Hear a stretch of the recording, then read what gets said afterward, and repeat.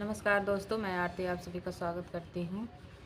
नया साल पे बहुत ही सुंदर गीत गाने जा रहे हैं दोस्तों। अगर अच्छा लगे तो कमेंट करके ज़रूर बताइए हमारा गीत कैसा लगा। कमेंट में ज़रूर बताइएगा, बहुत ही सुंदर गीत है।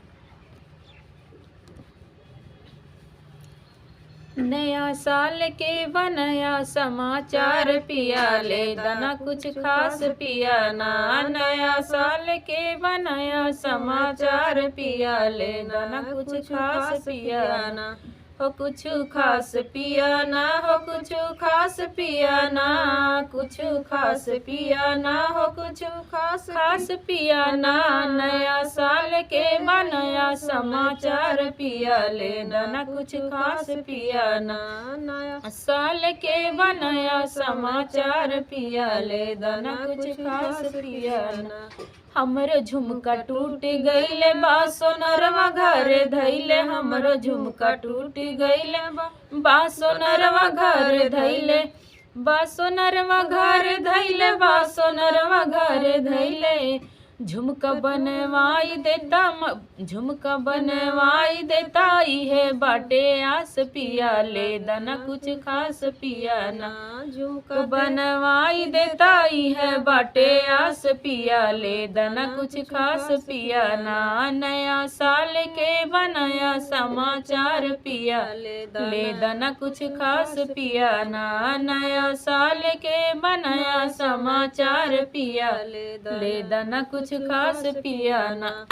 हो कुछ खास पिया ना, हो कुछ खास पिया ना। नया साल के बनाया समाचार पिया ले दना कुछ खास पिया ना। नया साल के नया समाचार पिया ले दना कुछ खास पिया ना।